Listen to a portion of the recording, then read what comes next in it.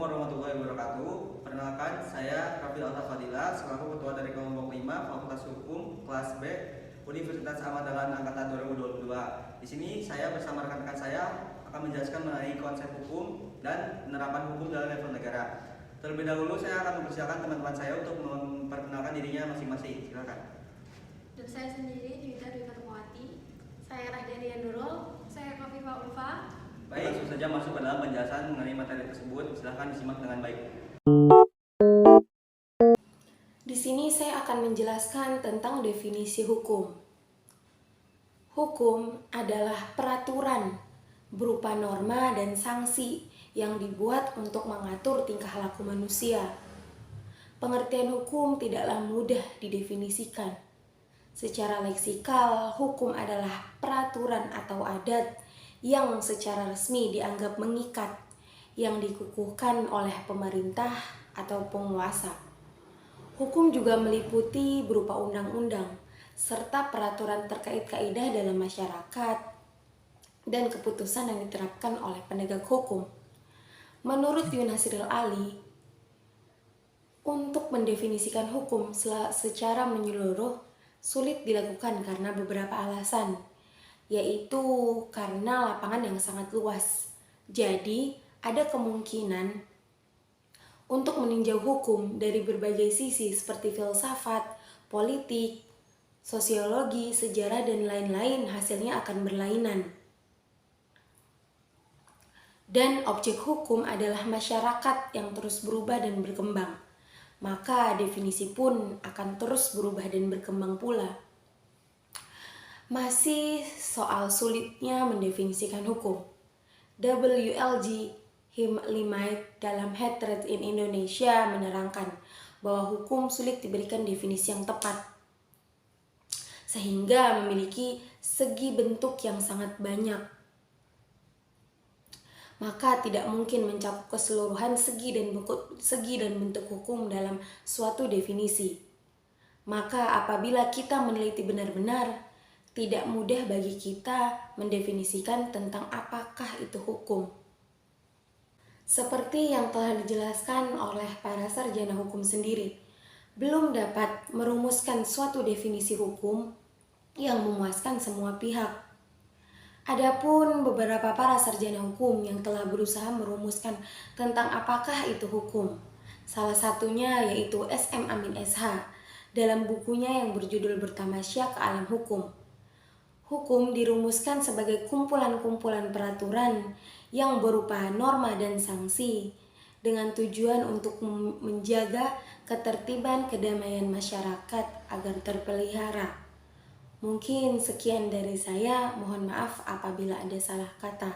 Baiklah, di sini saya akan menjelaskan mengenai ruang lingkup hukum dan tujuan hukum. Yang pertama, ruang lingkup hukum. Ruang lingkup itu sendiri merupakan batasan banyaknya subjek yang tercakup dalam sebuah masalah. Ilmu hukum mencakup seluruh ilmu pengetahuan hukum, mempelajari kedudukan hukum, dan pengertian dasar tentang hukum. Selanjutnya ada beberapa hal yang tergolong dalam ruang lingkup hukum, yaitu yang pertama, ilmu hukum mencakup dan membicarakan segala hal yang berhubungan dengan hukum. Luasnya masalah yang dicakup oleh ilmu hukum atau batas-batasnya tidak bisa ditentukan. Yang kedua, ilmu hukum tidak mempersoalkan suatu tatanan hukum tertentu yang berlaku di sebuah negara atau ius constitutum. Selanjutnya, tujuan hukum. Tujuan hukum adalah untuk menjamin adanya kepastian hukum dalam masyarakat, dan hukum itu harus pula bersendikan pada keadilan, yaitu asas-asas keadilan yang dari masyarakat itu sendiri. Sedangkan menurut Belle Freud dalam bukunya In Leading Toward the Rechtswetenschap in Netherlands mengatakan isi hukum harus ditentukan menurut dua asas, yaitu asas keadilan dan asas faedah. Tujuan hukum memiliki tiga hal pokok yang sangat prinsipil yang hendak dicapai, yaitu keadilan, kepastian, dan kemanfaatan. Baik, di sini saya akan menjelaskan mengenai subjek dan objek hukum. Subjek hukum ialah sesuatu yang menurut hukum mempunyai hak dan kewajiban yang memiliki kewenangan untuk bertindak menurut tata cara yang ditentukan atau dibenarkan hukum. Subjek hukum dibagi menjadi dua, yaitu manusia dan badan hukum. Yang pertama, manusia. Manusia sebagai pembawa hak dimulai saat ia dilahirkan dan berakhir saat dia meninggal.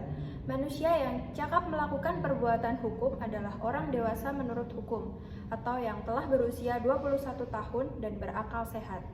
Manusia yang dianggap tidak cakap sebagai subjek hukum, yaitu yang pertama, orang yang belum dewasa atau belum mencapai usia 21 tahun.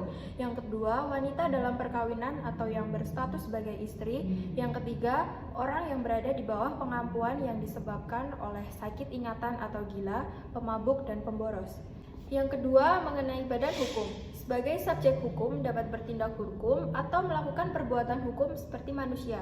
Badan hukum dibedakan menjadi dua bentuk, badan hukum publik dan badan hukum private. Yang pertama, badan hukum publik. Badan hukum yang didirikan berdasarkan hukum publik atau yang menyangkut kepentingan publik atau orang banyak atau negara. Yang kedua, badan hukum private. Badan hukum yang didirikan berdasarkan hukum sipil atau perdata yang menyangkut kepentingan pribadi orang banyak di dalam badan hukum itu, seperti PT, badan koperasi, yayasan, dan sebagainya. Yang kedua, di sini saya akan menjelaskan mengenai objek hukum. Menurut pasal 499 KUH Perdata, objek hukum yaitu benda. Benda yaitu segala sesuatu yang berguna bagi subjek hukum atau segala sesuatu yang menjadi pokok permasalahan dan kepentingan bagi para subjek hukum. Benda dibedakan menjadi dua. Yang pertama, benda bergerak. Benda bergerak adalah benda yang dapat dipindahkan, misalnya seperti meja dan kursi, dan yang dapat berpindah sendiri seperti hewan ternak. Yang kedua, benda tidak bergerak. Benda tidak bergerak yakni tanah yang melekat di atas pohonnya. Sekian penjelasan mengenai objek dan subjek hukum. Penerapan hukum di Indonesia. Dalam Undang-Undang Dasar Negara Republik Indonesia tahun 1945, Pasal 1 ayat 3, negara hukum adalah negara Indonesia, yang artinya setiap warga negara atau penyelenggara negara harus tunduk pada aturan hukum yang telah berlaku. Adapun lembaga hukum di Indonesia yaitu yang pertama Mahkamah Agung dan Peradilan Khusus, yang kedua Kejaksaan, yang ketiga Mahkamah Konstitusi, yang keempat KPK, dan lain sebagainya. Indonesia menganut 3 sistem, yaitu ada sistem hukum sivil, sistem hukum adat, dan sistem hukum Islam. Di sini saya akan menjelaskan secara singkat mengenai 3 sistem hukum tersebut. Baik, untuk yang pertama mengenai sistem hukum sivil. Sistem hukum sivil adalah sistem hukum yang mengedepankan undang-undang dasar. Yang kedua adalah sistem hukum adat, yaitu keseluruhan kaidah-kaidah atau norma-norma, baik secara langsung atau tidak langsung, yang berasal dari kebiasaan masyarakat Indonesia. Baik, yang ketiga adalah sistem hukum Islam. Sistem hukum Islam adalah yang berasal dari ketuhanan, berdasar larangan atau peraturan yang didasarkan dari Al-Quran dan hadis. Baik, itu tadi merupakan penjelasan mengenai konsep hukum dan penerapan hukum dalam level negara. Sekian dari kami, kurang lebihnya mohon maaf. Wabillahi taufiq wal hidayah. Wassalamualaikum warahmatullahi wabarakatuh.